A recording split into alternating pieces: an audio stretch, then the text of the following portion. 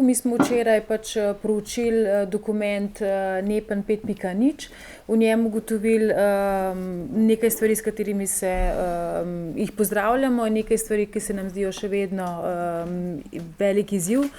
In smo želeli, glede na to, da smo tako močno komunicirali, kako menimo, kakšna naj bo NEPN, kakšen naj bo zapisan, kaj naj bodo cilji v njem, da je prav, da to podelimo tudi z vami še enkrat.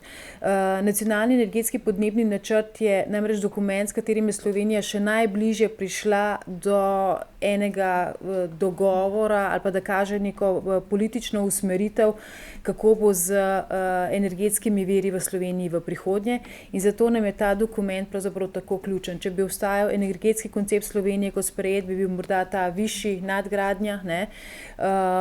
Tokrat pa je NEPN tisti, ki bo pravzaprav dajal eno podlago tudi ostalim strateškim usmeritvam na področju energetike. Na Gospodarski zbornici Slovenije ocenjujemo, da je razlika med NEPN-om 5.0 in 4.1 kar občutna. NEPN 5.0 je bolj realen dokument, kaže bolj jasno in razumljivo verzijo, kot je bila različica 4.1, ampak kljub temu pa ocenjujemo, da vendarle ni povsem dosegljiv. Kaj pozdravljamo v NEPN-u 5.0 kot razliko do 4.1, je na prvi točki zagotovo vključitev izrabe vodnih virov že v prvem desetletju, torej ne šele od leta 2030, ampak od 2020 do 2030. Pozdravljamo tudi vključitev instrumenta instituta javne koristi, se pravi pomembnejšega dela oziroma prevlade javnih koristi z upoštevanjem seveda evropske zakonodaje in pa sodne prakse EU, ki omogočajo tudi kakšno lažje umeščanje v prostor. Pozdravljamo bolj jasno razmejitev industrije na ETS in ne ETS zavezance, torej na energetsko intenzivna podjetja in na drugo industrijo, tudi z bolj jasnimi ločenimi cilji zanje. Prejšnja opredelitev je povzročala precejšnjo zmedo tudi med gospodarstvom, in pa pozdravljamo tudi jasno oceno, da bo za nepovratna sredstva za industrijo, ki bodo namenjena za učinkovit prehod v brezogljično družbo, ki so bila skozi dokument 4.1 napovedana, večkrat izpostavljena, v 5.0 pa tudi ovrednotena za višino 400 milijonov evrov v 10 letih. Kar pa nas še vedno skrbi, torej nekaj, kar ocenjujemo kot nevarne slepe pege NEPN-a 5.0, pa so, da je na prvem mestu, da je gospodarska rast močno podcenjena. In če je gospodarska rast podcenjena, potem je podcenjena tudi končna skupna poraba energije. Že Umarjeva napoved, 10-letna, ki kaže bistveno višje stopnje rasti kot recimo uporabljen model GEM E3 Evropske komisije.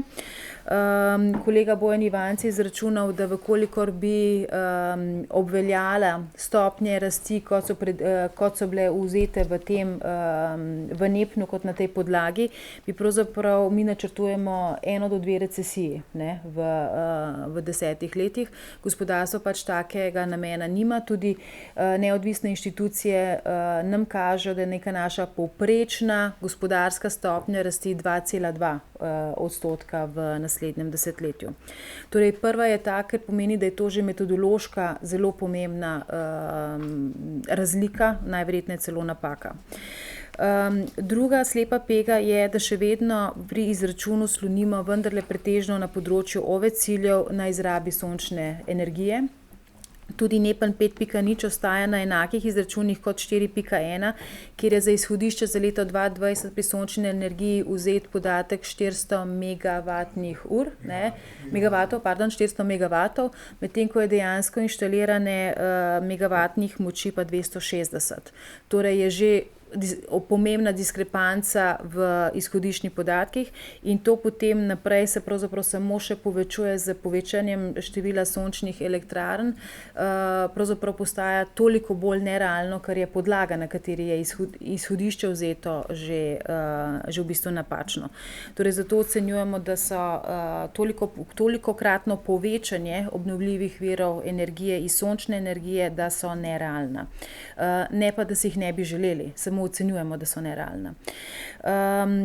Tretje, pri teh slepih pegah bi izpostavili, da je za industrijo 30% delež obnovljivih virov energije ostaja še vedno nedosegljiv, zato ker ni zagotovila, da bo na voljo zelena elektrika, na katero se bodo lahko naslonili pri nakupih.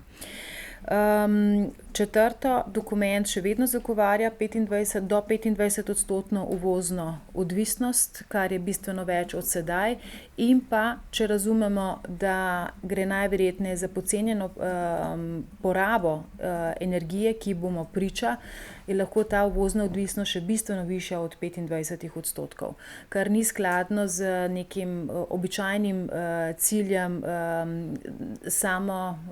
samooskrbe tudi na področju energije.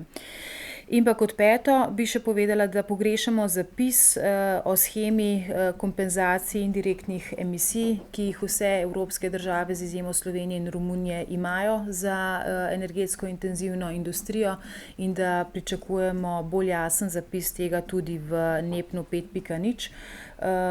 Pogovori z ustreznimi ministrstvi so bili seveda, da bi tudi nekaj, kar je običajno za Evropo smotrno uvesti in smiselno uvesti tudi v Slovenijo, vendar pa to pogrešamo v konkretnem dokumentu.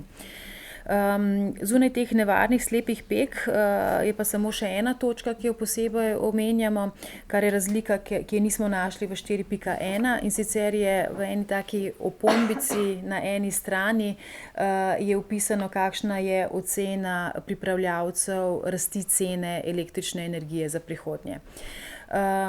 Naše ocene, verjamem, da najbolj verjetno smo jih tudi iz gospodarske zbornice z našimi ocenami spodbudili pripravljavce, da so izračunali svoje ocene.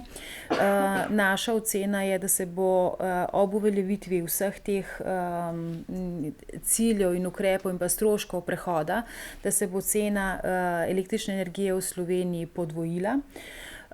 Medtem ko pripravljavci ocenjujejo, da bi se, Vesna me boš popravila. Za industrijo dvignila za 20%, Tako. za gospodinjstvo pa za 30%. Tako, se pravi 20 do 30%, ne.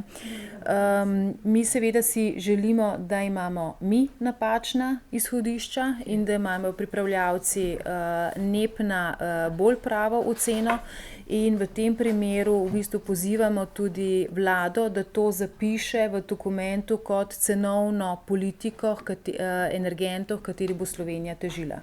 Končna cena elektrike je v večji meri odvisna od omrežnin, prispevkov, davkov, subvencij, povračila subvencij, kot pa od osnovne cene električne energije. Torej vlada in država imata možnosti, da kreirata politiko energentov oziroma končne cene energije, in vkolikor je ta ocena realna, bi bili zelo veseli, če se jo zapiše tudi kot prihodnjo usmeritev in politiko države.